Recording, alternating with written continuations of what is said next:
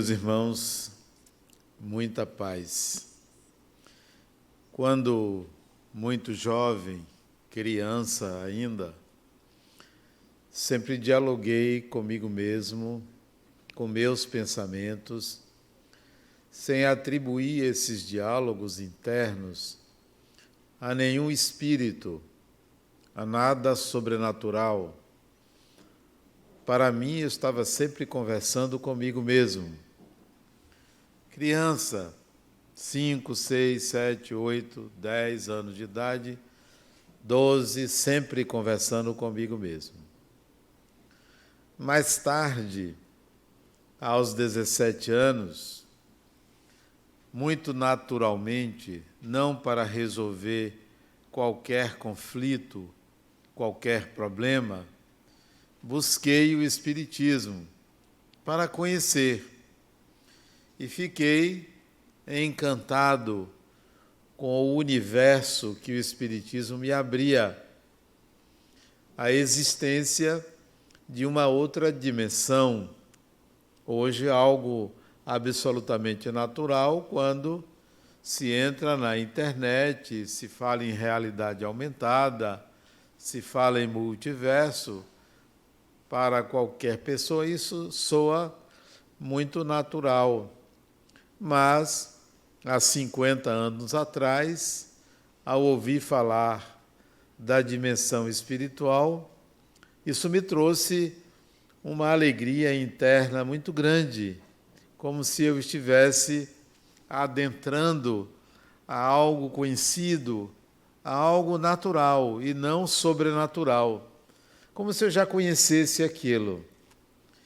E esses diálogos internos, essa conversa mental, ela passou a ter outro sabor, como se eu conversasse comigo mesmo e às vezes conversasse agora com um espírito, sem me preocupar com a informação de que era uma pessoa boa ou má, mas sim que eu estaria conversando com um espírito. Conversas muito saudáveis, intuições, inspirações, algo do cotidiano, falas sobre o outro, uma visão de futuro. Aquilo para mim soou muito natural desde a adolescência, quando eu adentrei ao Espiritismo. De lá para cá, 50 anos se passaram, são 50 anos de muitos diálogos, de muitas conversas, sem atribuir esses diálogos a algo sobrenatural, à morte, à religião ou ao místico. Para mim, absolutamente, conversar com ou ouvir uma voz interior é da mesma maneira que eu ouço uma pessoa falando comigo, sem nenhuma afetação, sem achar que aquilo é algo extraordinário. Por que comigo se deu dessa forma? E às vezes, ainda na idade adulta jovem, 20 anos, 21, 22 anos, o volume de diálogos ou de vozes dentro de mim era muito grande. Era como se a minha cabeça fosse uma reunião de 5, 6, 8, 10 pessoas dentro de mim. Mas aquilo não me assustava, não me fazia psicótico, não me fazia esquizofrênico, nem me atormentava.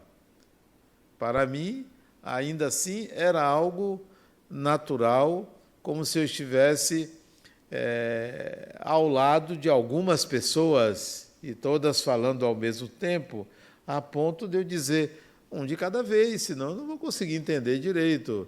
Então, isso para mim era algo muito normal. Não conversava com as pessoas sobre isso porque o preconceito seria muito grande, a dificuldade de compreensão seria maior ainda e viria o rótulo de que aquilo seria algo falso, que eu estaria criando, inventando. Como eu nunca me preocupei com o testemunho de ninguém para me certificar do que estava acontecendo comigo, não precisar que ninguém diga, não, isto é verdade, isto é espírito. Nunca precisei disso, porque se acontecia dentro de mim, como é que o outro poderia me dizer que aquilo era verdadeiro ou falso? Só eu mesmo é que poderia dizer o que estava se passando comigo mesmo. Então, assim foi durante todos esses anos, viver dialogando. E, à medida que eu fui estudando o Espiritismo, não para me salvar, nem para me redimir, nem para eliminar culpas ou medos, porque eu não aprendi Espiritismo da forma tradicional que hoje se ensina ou se ensinava, falando que as pessoas estão aqui para pagar, e eu nunca achei que isso era verdadeiro, porque eu não estava aqui para pagar, não estou aqui para pagar nada, não estou aqui para me arrepender do passado, porque passado é passado, não estou aqui para consertar o passado, porque passado não se conserta, não estou aqui para fazer caridade para resolver problemas do passado, estou aqui para viver. Então, não aprendi um espiritismo ortodoxo, mas sim a partir da experiência pessoal, a partir da vivência pessoal. Então, os diálogos internos se tornaram frequentes, comuns, a ponto de falar uma coisa para a pessoa e a pessoa me perguntar, como é que você sabe disso? Não, eu não sei disso, eu não tenho a mínima ideia. Alguém lhe disse. Não, ninguém nunca me disse, mas eu tenho vontade de falar, eu tenho intenção de falar, e nenhuma preocupação se eu estou falando uma coisa certa ou errada, porque não havia essa necessidade de legitimação, simplesmente aquilo acontecia, saía de dentro de mim até hoje, né? Bom, por que eu estou dizendo isso?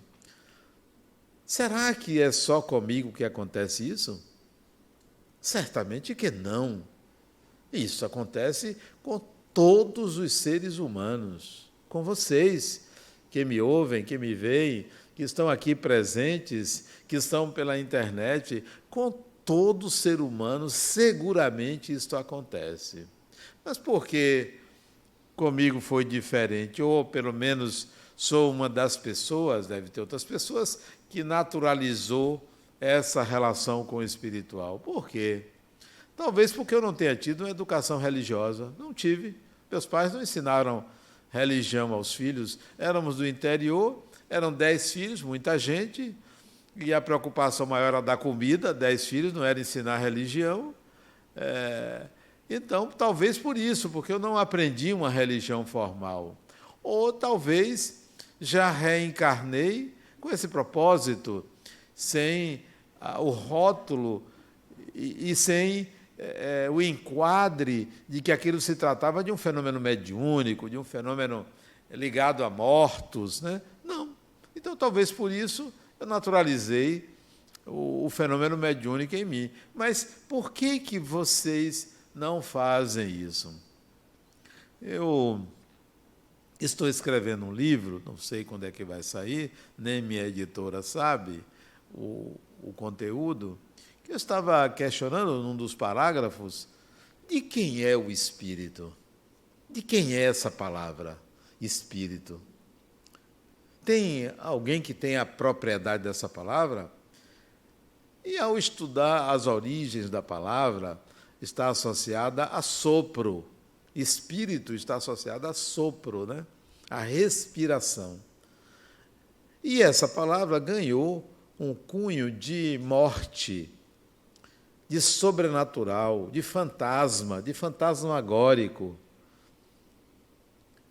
E foi a ela associada uma série de ideias destrutivas, misteriosas, místicas, e ideias ligadas a algo que assusta, que dá medo. Então, nós temos um protocolo psíquico de associar à palavra espírito a palavra alma, a palavra fantasma, a ambiente de terror. Então, ao invés de entrarmos em contato com o que é, nós somos contaminados pelos conceitos. Então, tem gente que diz, eu tenho medo de espíritos. Como assim você sabe? Você sabe o que é? Você sabe o que é espírito para dizer que tem medo? Não sabe. O seu medo é contaminação coletiva. Você pegou a ideia, assimilou a ideia e teme espírito sem saber o que significa ser uma pessoa. É como se você dissesse, sem perceber, que você tem medo de algo que só existe para assustar. Essa contaminação ela é altamente prejudicial à compreensão de quem é você. Não é do que é o espírito desencarnado, não, de quem é você. Porque o espírito desencarnado é como alguém que mora nos Estados Unidos, na Suíça, na Espanha, que você não está vendo, mas existe, está lá. É a mesma coisa, só muda o locus, só muda o lugar, mas é pessoa. Então, se você tem medo de espíritos, você não sabe nem o que você é. E como isto está impregnado em nossa consciência, não saber o que é que nós somos. Porque se você soubesse, de fato, o que é ser espírito, você não teria medo jamais de uma pessoa que está desencarnada. Porque saberia dos limites, dos seus limites, dos limites de alguém que deixou esse corpo, saberia. Então, naturalizaria. Como vai? Quem está aí? Vamos conversar.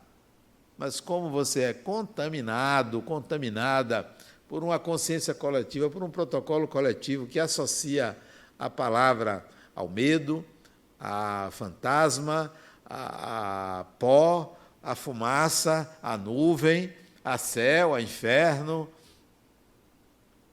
você não sabe quem é você. Até quando? Até quando você vai viver na ignorância de si mesmo? Porque conhecer o Espiritismo não basta.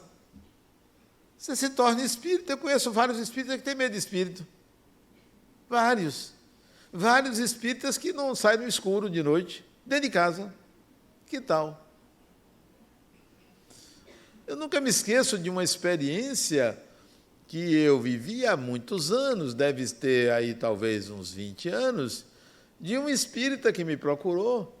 Ele com 70 anos, ele espírita de muitos anos, fundou um centro espírita, fundou escola, fez um trabalho social fantástico. Ele me procura. Adenauer, preciso falar com você. Não existia ainda aqui esse auditório. Preciso falar com você. O que é, fulano? Eu o conhecia porque já tinha ido fazer palestra no centro que ele fundou. Olha que conhecer o Espiritismo não diz tudo. Ser espírita, muito menos. Porque você não sabe que o papel do Espiritismo é lhe fazer saber que você é um espírito. Não por uma titulação, mas por uma consciência. Pois bem, ele me procura. Adenauer, eu preciso falar com você. Eu terminei a palestra, saiu todo mundo, ele ficou. Adenauer, eu preciso dizer a você, eu estou com câncer. Mas até aí tudo bem. Como se ter um câncer fosse uma coisa excepcional. E como eu nada disse, porque talvez ele esperasse, que pena. Eu nada disse. Ele disse, Adenauer, eu vou morrer. Eu logo disse, que bom. Porque não venha me dizer que a morte é uma tragédia, porque isso revela a ignorância de quem você é. Porque se você sabe que você é espírito, a morte não é uma tragédia. Você pode dizer assim, Adenauer, eu vou morrer e vou sentir saudade da minha família. Ok, isso eu aceito. Que você até chore porque vai morrer, porque vai ficar com saudade. Mas a morte, o que ele falou foi como que dissesse: e agora, o que é que eu faço? E eu disse a ele: fulano, que bom que você vai morrer, você é espírita. Ele disse: mas eu estou desesperado. Que pena. Os anos todos de espiritismo não valeram de nada. De nada. Mas, fulano, você precisa se perceber espírito. Você é um espírito. Imagine se fosse eu que estivesse no seu lugar, de estar com câncer e enxergar a morte daqui para ali. Ora, isso eu já ando de mala pronta. Já ando de mala pronta, há muitos anos de mala pronta, porque isso é uma realidade inevitável a todos nós. Então, você passar uma encarnação inteira com medo de morrer? Como assim? Se prepare, tire seus medos. Não importa se você acredita que vai para aqui, vai para ali, é preciso que você tire esses medos. E ele saiu dali, do centro, mais confortado. Algum tempo depois, eu soube, ele desencarnou. E eu conheço os filhos. Agora mesmo, no fim de semana passado, eu tive com a filha dele. Pessoa adorável, psicóloga, minha colega. Aliás, psicólogo já é uma categoria normal, né? Então, não, você precisa saber quem você é, que você é um espírito e começar a entender que esses diálogos são naturais. Não tem ninguém com um tridente ali cutucando você. Não tem nenhum obsessor ali querendo lhe espreitando para lhe assustar ou lhe prejudicar. Não tem nenhum espírito de luz ali, porque espírito de luz para mim é poste. Não tem nenhum espírito de luz ali para lhe proteger. É um modo arcaico de entender a vida. Pedir proteção. Me proteja do mal. Me livrai da doença. Como assim livrar você da doença? Por acaso você é um homem de ferro? Aliás, o homem de ferro também, ele se quebrou todo. Por acaso você é super-homem? Aliás, não, super-homem era sujeito a criptonita. Não tem, não existe nada que não se transforme. Nada que não passe por um processo de mudança. Aliás, o universo todo é movimento. A vida é movimento. Nada está estático, nada está parado. Então, comece a buscar saber o que é ser espírito. Sim, mas o que é espírito mesmo?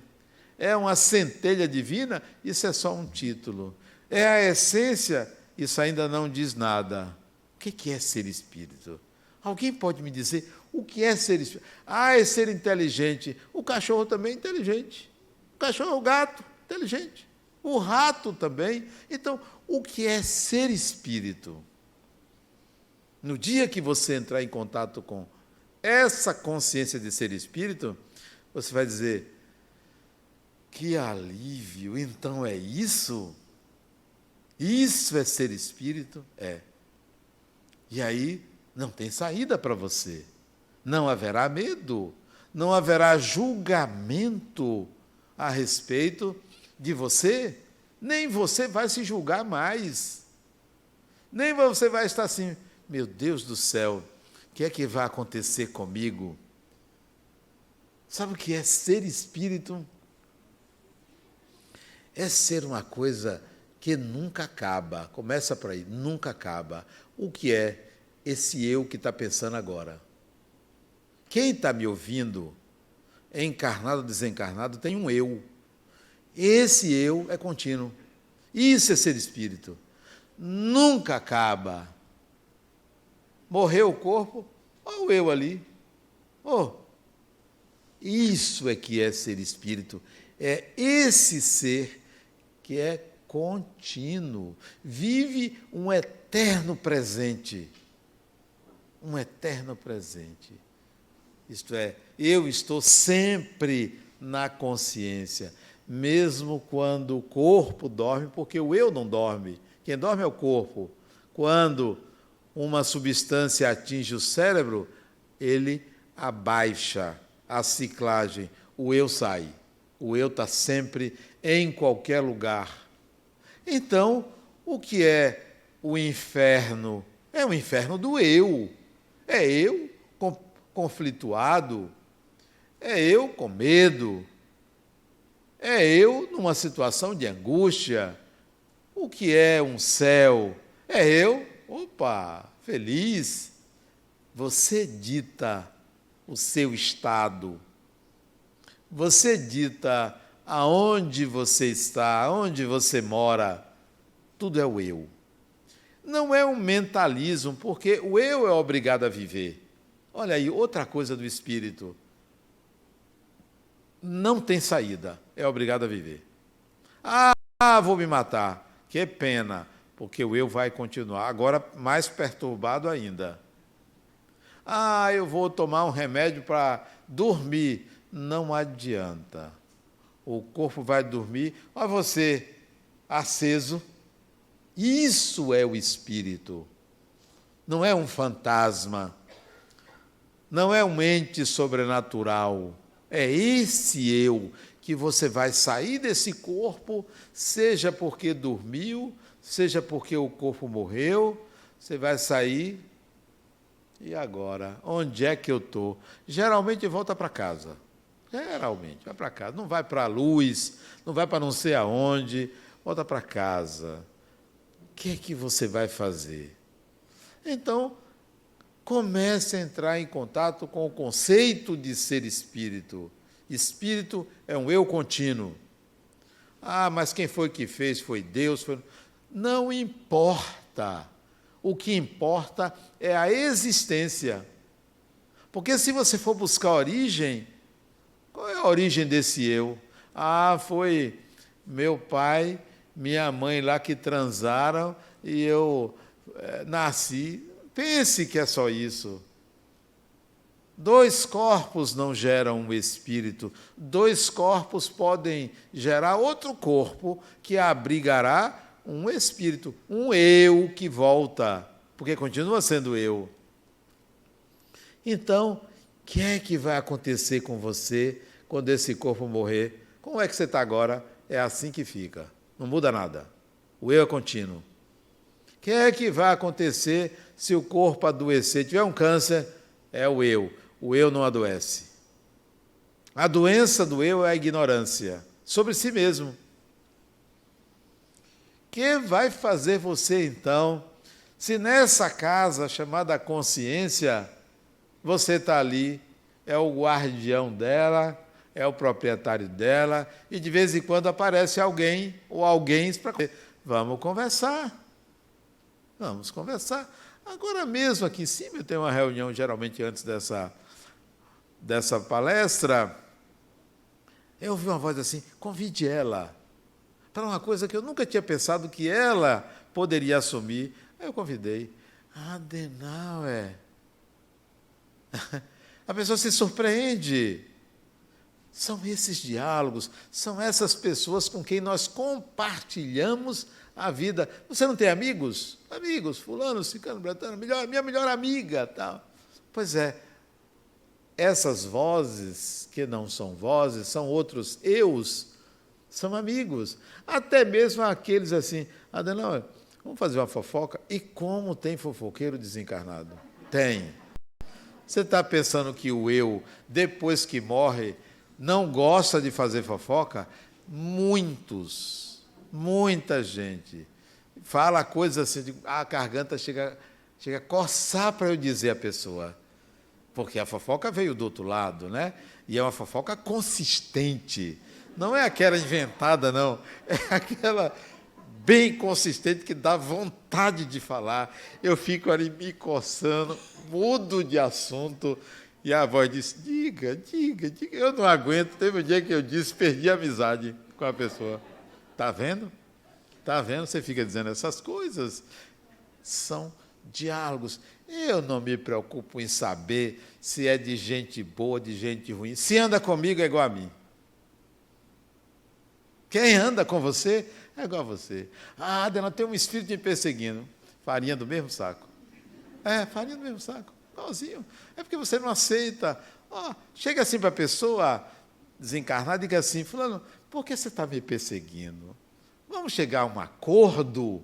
Chegue a um acordo, negocie. Qual é a razão? O que você quer que eu faça? Não, isso não. Vamos negociar. Você quer que eu bata na pessoa? Bater não, deixa eu só falar uma coisinha ruim da pessoa, né? Você negocia.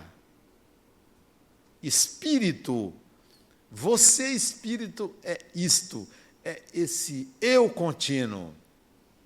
Vai dormir lá, está com insônia, vai dormir. É o eu contínuo que não quer deixar de pensar em problemas, em conflitos, em faltas. Ora, tudo que você está vivendo aqui, tudo isso que você está vivendo, se você não sabe o que é o espírito que você é a vida menor. Se eu vou me preocupar com alguém que está falando mal de mim, deixa a pessoa falar mal de você. Agrada ela. Não é que é inveja, não. A pessoa vê em você o que você não vê em você. Deixa a pessoa pensar o que quiser. Então você vai se preocupar com isso. Isso é a vida menor.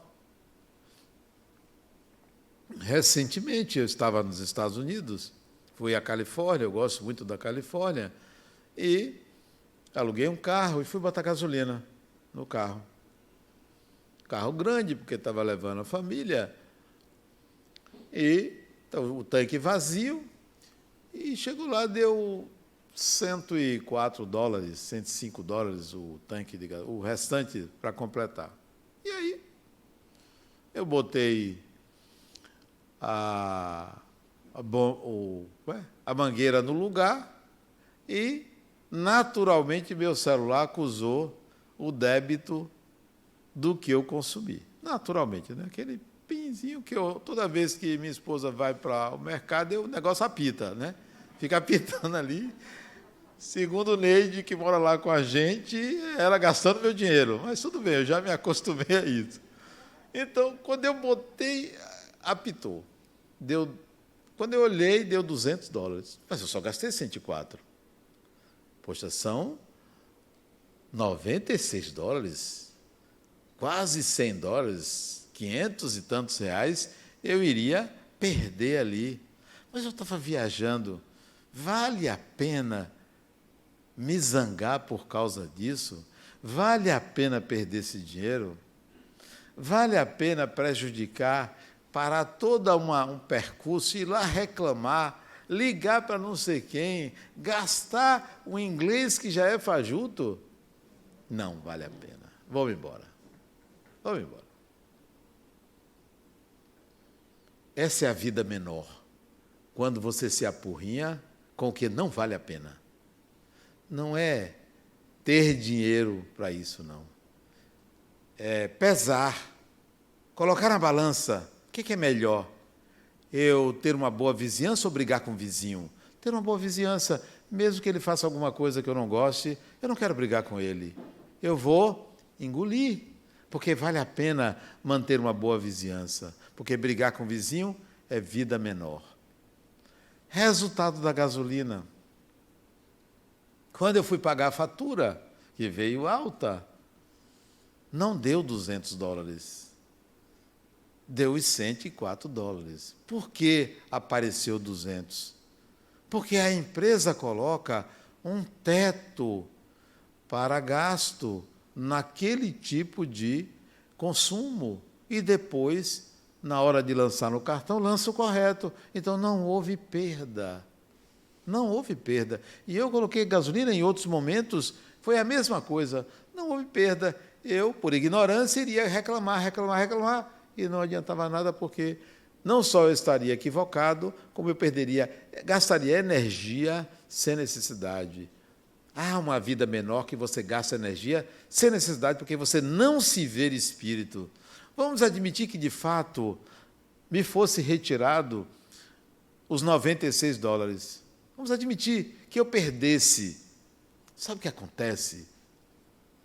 Quando alguém lesa você, quando uma empresa lesa você, quando você perde alguma coisa, sem que seja por incompetência, por negligência, por imperícia, simplesmente aconteceu, como seria o caso, a vida devolve. A vida devolve. agora, daqui a uma semana, daqui a um mês, daqui a um ano, daqui a 10 anos, daqui a 100 anos, em alguma encarnação, a vida devolve. Não se preocupe. Há uma vida maior, que é a vida desse eu contínuo. Vale a pena esse eu contínuo brigar com determinada pessoa, sabendo que a vida nos vincula uns aos outros, que sintonizamos? Se eu sei que esse eu contínuo lida com o eu contínuo dos outros, por que eu vou estabelecer relações de inimizade? Por que eu vou ter mágoa do outro eu que por ignorância me agride ou me faz alguma coisa que eu não goste? É claro que eu posso me defender, mas ele não terá de forma nenhuma uma vingança. Não vale a pena. Se o eu é contínuo, por que se vingar? Mas se você ainda está na experiência de que espírito é um fantasma, só existe depois da morte, se você está ainda na ideia de que será que existe, será que não existe espírito, se você está na ideia que você só tem essa vida, meus pêsames, tudo ficará pesado, tudo ficará maior, tudo será problemático. Você vai sempre encontrar um pretexto para dizer que o outro é culpado. Não entendeu que o eu contínuo significa dizer, se você é espírito, é você que cabe resolver todo o conflito que vem a você. Não é só o que você cria, não. O que vem a você, é você responsável.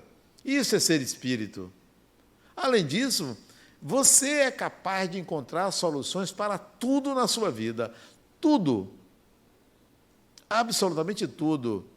Não se exclua, não se inferiorize.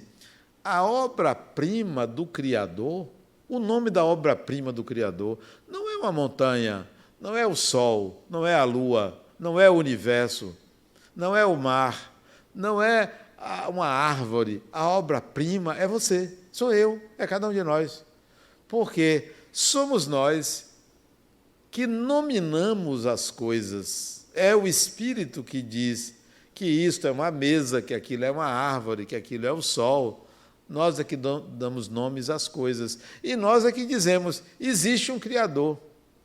Por acaso, algum cachorro já disse para você, olha, Deus existe?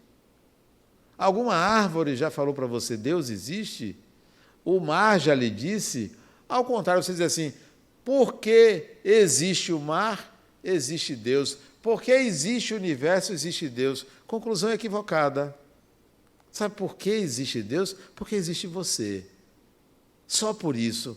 Porque você não explica a sua origem, ninguém explica a própria origem. Então atribua isso a um Criador. A partir daí é com você. É esse eu contínuo. A palavra espírito, então, precisa ser melhor compreendida. E não simplesmente dizer, acredite em espíritos. Eu não acredito em espírito porque eu também não preciso acreditar que existe uma mesa. Existe porque existe. Espírito existe porque existe, não porque eu acredito. Não é objeto de crença e não é porque a religião me ensinou. Então, vamos pensar que você é um espírito porque esse eu nunca cessa. Se esse eu nunca cessa, alguns diálogos mentais seus são com espíritos. Uma vez, eu conversando com um rapaz, ele se queixando que ele ouviu uma voz dizendo que ele era assassino. Uma voz perturbava ele. Ele parou de trabalhar, ele parou de estudar, era universitário, parou de estudar, parou de trabalhar, porque essa voz ficava dizendo que ele era assassino, era assassino. Eu disse, vamos fazer o seguinte, vamos tirar uma prova dessa voz. Essa voz é de homem ou de mulher? Eu disse, eu nunca me preocupei com isso, porque para mim é uma voz, é um espírito. Eu disse, não, eu perguntei se é de um homem ou de uma mulher. Você está ouvindo agora essa voz? Ele disse, eu não estava não, mas você perguntou, agora estou ouvindo. Me chama de assassino. Você é de um homem ou de uma mulher? Ele parou assim e disse, é uma mulher. É uma mulher? Descreva ela para mim. Eu não estou vendo. Não, mas crie uma imagem. Ele não conseguia. Ele disse, ela, para essa voz que ela tem, ela é alta ou ela é baixa? Ele disse assim, um pouquinho mais baixa do que eu. Ele era baixinho, né? Um pouquinho mais baixa do que eu. Que interessante. Sabe o que aconteceu? Eu vi a mulher sentada próximo dele. Não disse nada, porque senão o homem ia se assustar, né? Eu descrevi a mulher, ela tranquila, sentada, olhando para mim, olhando para ele. E eu disse, então ela é um pouco mais baixa do que você. Ela está de calça ou está de vestido? E a mulher estava de vestido vermelho. Olha, vestido vermelho é pronta para... Mas não, você bote o que você quiser, o para, né? Ela estava pronta para pegar na jugular dele, né? Eu aí, se ela está... Como é que ela está vestida? Vestido ou calça? Ele disse, eu acho que ela está de vestido. Branca, morena, negra. Como é que ela é? Ele começou a entrar em contato com ela. E ele começou a descrever aquela mulher. O que ele pensava que era só uma voz, que era só um espírito, era uma pessoa, era um eu que continuou, buscando uma vingança. E ela disse a ele, por que ela estava fazendo isso com ele, né? Eu pedi que ele se levantasse, ele estava sentado, né? E ficasse na minha frente, né? E falasse com ela que eu iria fazer de conta que era ela, sem dizer a ele que ela estava ali. Então, eu passei para ele, sem mudar a minha voz, sem estar incorporado, o que ela estava pensando eu passava para ele, e houve um diálogo ali, entre ele e ela. Esse diálogo fez ele se tranquilizar mais. Está vendo? O que é uma voz é uma pessoa, peça perdão, porque você não lembra, mas ela está se queixando de algo do passado que você fez a ela. E não pense que eu também não poderia ter feito. No passado a gente fez muita coisa que hoje a gente condenaria. Nós não vamos nos condenar hoje porque fizemos no passado, mas ela ainda vive no passado. Peça perdão, peça desculpas, pergunte o que é que você pode fazer por ela.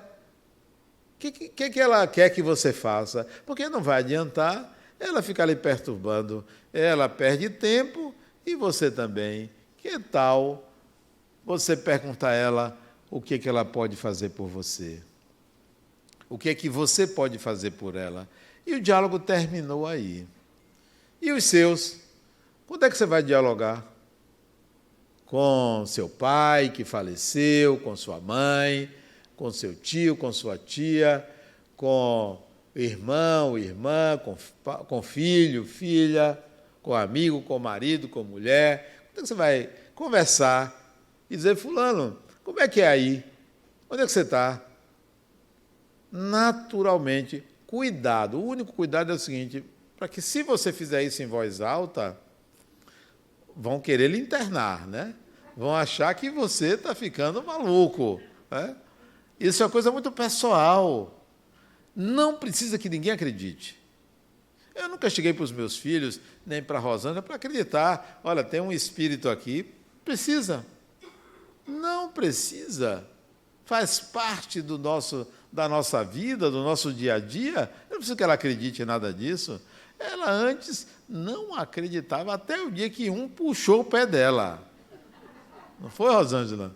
Puxou o pé dela. Ela que me contou. Aí ela amansou. Então, não precisa ser em voz alta, não precisa fazer nada para as pessoas acreditarem, nada. Não precisa provar a ninguém que há espíritos. Você precisa tomar consciência que você é o espírito que você precisa acreditar. É você, só você. Aí, a partir daí, as coisas entram numa calmaria, porque você não se afeta, não tem medo, não está preocupado com o futuro. Qual é a preocupação? que eu vou ter com o meu futuro. Se eu vou, depois que desencarnar, ou até nessa vida, será que eu vou perder tudo? Será que eu vou perder aquilo? Paciência. São lições que a vida estará me oferecendo e eu vou ter que viver, porque o eu tem que viver. Não pode, assim, se esconder debaixo do lençol? Não pode. Falar esconder debaixo do lençol, tem um amigo que era espírita de carteirinha. Ligou para mim de madrugada, eu atendi. Denauer, você está ouvindo o barulho? Era um barulho assim, parecendo que tinha uma coisa se arrastando. Você está ouvindo? Ele é espírita. Eu disse, meu amigo, você está com medo, eu estou aqui debaixo da coberta, falando com você. Olha, e é espírita ele. Oh, médium. Sabe o que era? O aquecedor da suíte, que começou a fazer barulho no sanitário da suíte, era o aquecedor. E ele ali com medo, pensando que era... E espírito vai querer ficar fazendo barulho para você? Então, esse eu contínuo tem que lidar com tudo. Não tem saída para você. Não existe alternativa. Que Deus me proteja, que o Espírito fulano de tal me proteja. Não há. É você e você. Se aparecer na sua frente um espírito querendo lhe prejudicar, pergunte a ele, vem cá, para que você quer me prejudicar? Você acha que você vai me destruir? O eu é indestrutível. É indestrutível, não existe a possibilidade desse eu ser destruído. Eu tenho uma paciente que ela vai desencarnar, está perto, ela me disse há tempos atrás, há uns 3 meses atrás, eu só não quero sofrer na morte. Isso não dói, não. É maravilha. Sente assim uma coisinha gostosa até, dói não. Ela disse, como é que você sabe? Eu já experimentei, eu já sei como é, já passei por isso, é uma sensação muito agradável. Ela disse, mas você não tem medo das pessoas quererem morrer só porque você está dizendo que é agradável? Eu disse, ao contrário. As pessoas ficam com medo de morrer, é instintivo, né? O medo da morte é um instinto, a gente depois vai educando o instinto. Não tenha medo não. Morrer não dói. O que dói é a saudade.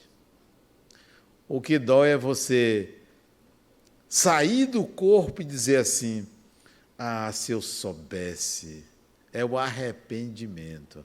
Eu deveria ter feito tal coisa. Eu deveria ter me dedicado mais. Eu deveria ter estudado mais. Eu deveria ter saído da frente da televisão. Isso é que dói. É o arrependimento de não ter feito por si.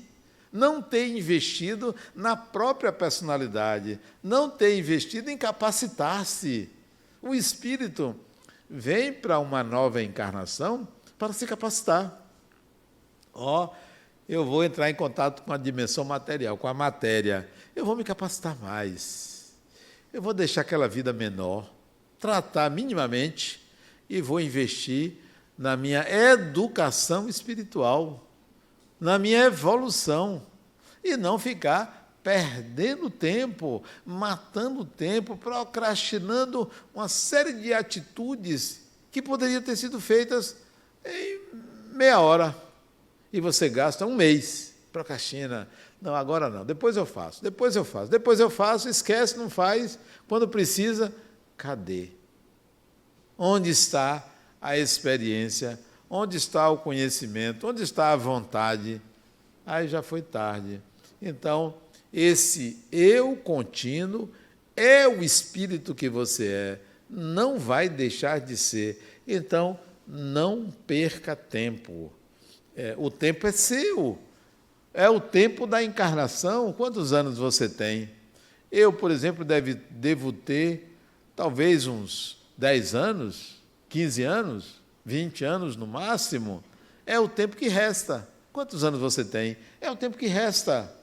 Se você tem 40 anos e vai viver 90 anos, você tem 50 anos.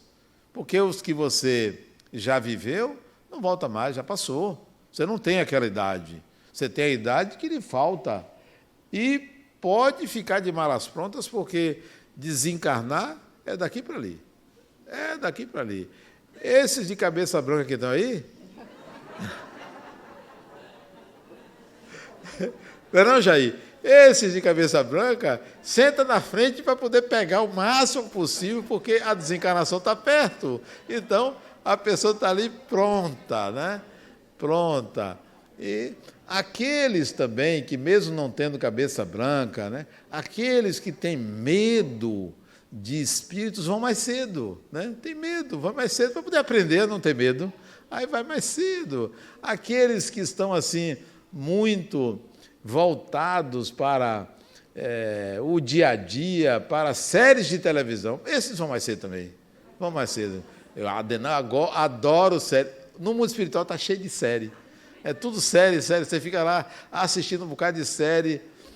Vá procurar o que fazer, vá procurar aprender, vá procurar evoluir, vá procurar entender os mistérios da vida e não ficar aí cansado.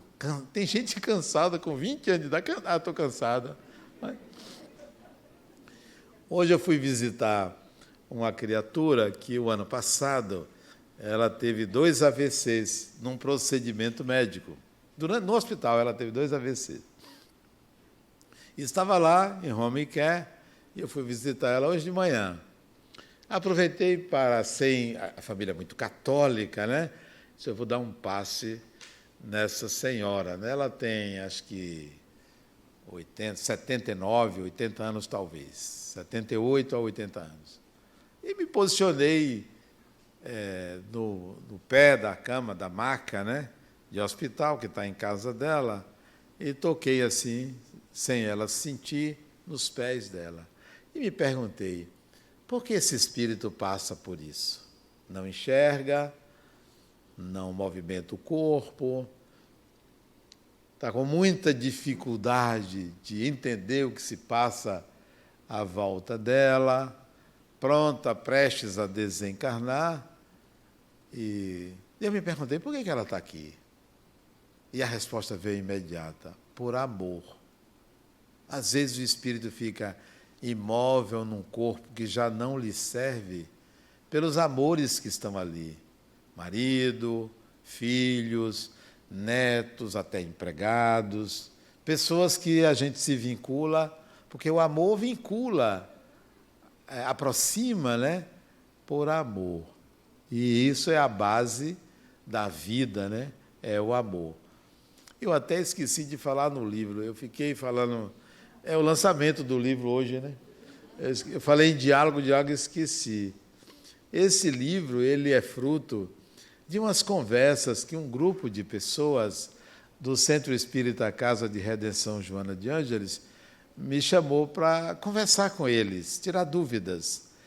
Luciano Menezes, Robélia, Dória, Márcia, Flávio, Rogério e outras pessoas, começamos a conversar, e aí eu propus, que tal a gente fazer uns diálogos espirituais, a gente dialogar sobre o espiritual. E aí eu fiz uma série de palestras, assim, palestra não, de conversas sobre 10 livros meus, acho que são 10, né? Ou 11 livros meus, foram 11 meses.